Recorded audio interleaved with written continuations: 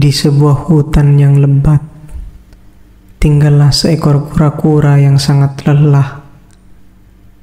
Dia merasa kesepian dan sedikit sedih karena dia adalah satu-satunya kura-kura di hutan ini. Suatu hari, dia memutuskan untuk pergi mencari teman.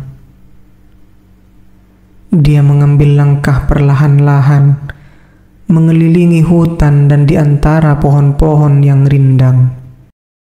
Tiba-tiba, dia melihat seekor gajah yang besar dan kuat di kejauhan. Hatinya berdebar-debar dengan harapan bahwa gajah itu mungkin mau menjadi temannya. Ketika kura-kura itu mendekati gajah dan menyapanya dengan lembut, gajah itu menoleh dan tersenyum lebar. "Hai kura-kura kecil, kamu ingin menjadi temanku?" tanya gajah dengan ramah. Kura-kura itu mengangguk senang. "Ya, tentu saja. Saya merasa sangat kesepian dan ingin sekali memiliki teman."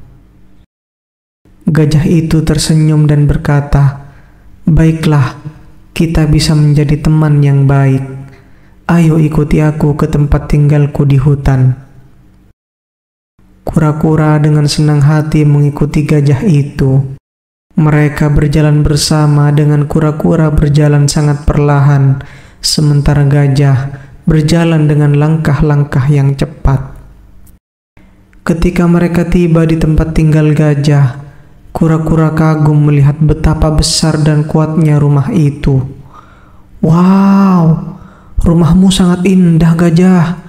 Apa yang bisa kita lakukan sebagai teman yang baru?" Gajah itu tersenyum dan berkata, "Ada banyak hal yang bisa kita lakukan bersama dalam hutan ini. Kita bisa menjelajahi hutan, mencari makanan, dan bahkan bermain permainan."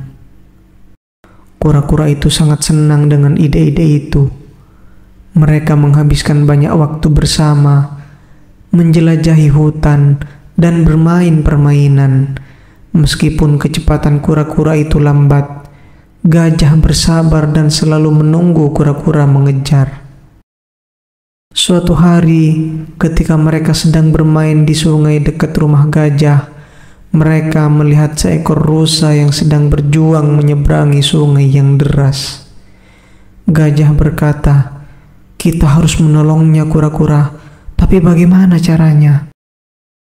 Kura-kura itu berpikir sejenak dan berkata, "Gajah, kamu bisa membentuk jembatan dengan tubuhmu, dan aku akan menyeberangkan rusa dengan melompat dari atas punggungmu."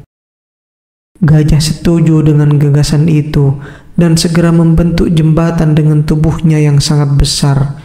Kura-kura dengan hati-hati melompat ke punggung gajah dan menyeberangkan rusa dengan aman ke sisi lain sungai. Rusa itu sangat berterima kasih dan berkata, "Terima kasih banyak teman-teman, kalian adalah teman yang hebat dan berarti." Setelah itu, kura-kura, gajah, dan rusa menjadi teman yang tak terpisahkan. Mereka menghabiskan banyak waktu bersama, membantu satu sama lain, dan menjaga satu sama lain di hutan. Kura-kura belajar bahwa meskipun dia lambat, dia memiliki kekuatan unik dalam setiap situasi dari sudut pandang yang berbeda. Gajah belajar bahwa kesabaran sangat penting, dan rusa belajar tentang kebaikan dan persahabatan. Mereka hidup bahagia, dan kura-kura tidak pernah merasa sendirian lagi. Mereka menjadi contoh bahwa persahabatan bisa datang dari tempat yang tidak terduga, dan bahwa kita semua memiliki kelebihan yang berharga. Demikianlah cerita tentang kura-kura dan gajah yang menjadi teman sejati di dalam hutan.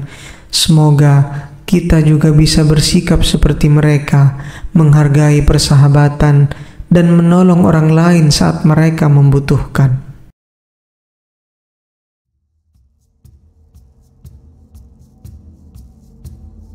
Pada suatu hari di hutan yang lebat, tinggallah seekor tupai yang ceria bernama Tiko. dan kelelawar malam yang bijaksana bernama Kira. Tiko senantiasa sibuk mengumpulkan biji-bijian dan kacang-kacangan untuk disimpan sebagai persediaan makanan selama musim dingin yang panjang. Sementara itu, Kira sang kelelawar lebih senang menghabiskan waktunya dengan tidur di siang hari dan terbang mencari makan di malam hari. Suatu ketika datang musim kemarau yang panjang, sehingga makanan di hutan menjadi sangat langka. Tiko mulai khawatir dengan persediaan makanannya yang menipis. Ia harus bekerja 2 kali lebih keras untuk mencari makanan, sementara teman-teman lainnya mulai kehilangan harapan. Kira yang melihat kesulitan Tiko merasa kasihan. Ia menghampiri Tiko dan berkata, "Hai teman kecil, mengapa begitu lelah? Bukankah persediaan makananmu cukup untuk bertahan hingga musim berikutnya?" Tiko menghela napas dan menjawab, "Wahai teman malam, persediaan mungkin cukup bagi 1 tupai, tetapi banyak hewan lain di hutan ini yang kelaparan. Saya harus mencoba membantu mereka."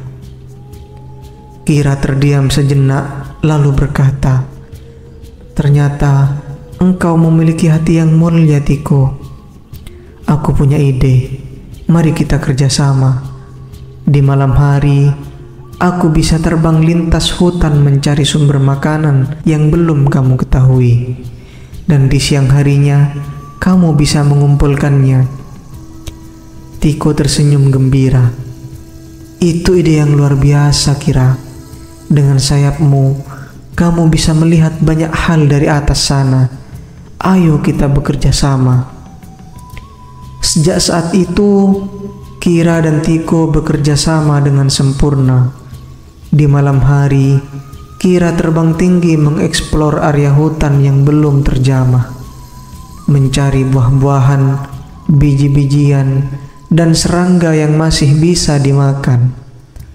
Ia kemudian akan memberi tanda dengan suara khasnya atau dengan menggoreskan kulit pohonnya.